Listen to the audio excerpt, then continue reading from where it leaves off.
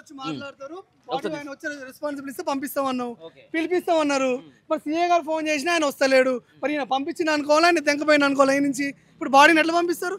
SI గారు ఖచ్చితంగా రావాలి, బాధ్యత తీసుకోవాలి. ఆయన బాధ్యత తీసుకోవాలి. ఇప్పటిదాకా ఈయన ఉన్నాడు.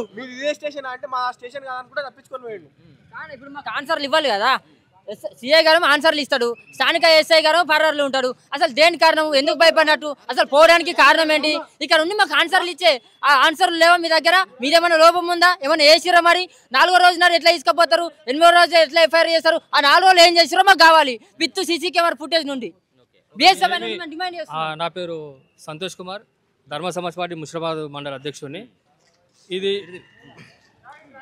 4వ తారీఖు నాడు ఈ ఎవరైతే ఎక్యూజ్డ్ నేరారోపణ పడుతుండో రాజేష్ అనే వ్యక్తిని అరెస్టు చేసి ఎఫ్ఐఆర్ కేసు మాత్రము 8వ తారీఖు చేసి లాకప్లో చిత్రహింసలు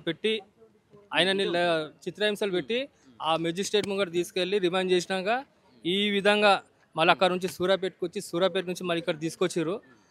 రాష్ట్రంలో దళితులకు మొన్న ఒక 2 రోజుల క్రితం ఒక దళితుని కుల వివక్ష మీద చేసుకున్నా అని చెప్పి మర్డర్ చేసారు. అంటే తెలంగాణ రాష్ట్రంలో ఈ రెడ్డి రాజ్యంలో అసలు దళితులకు విలువ లేకుండా, వాళ్ళ ప్రాణాలకు విలువ లేకుండా పోలీసు వాళ్ళకి మాకు సంబంధం లేదు, మేము వచ్చిన మీద ప్రాసెస్ స్టార్ట్ చేసినామని చెప్పి తప్పించుకోవడం జరుగుతుంది. ఇది ఖచ్చితంగా రేవంత్ రెడ్డి ప్రభుత్వం ఇది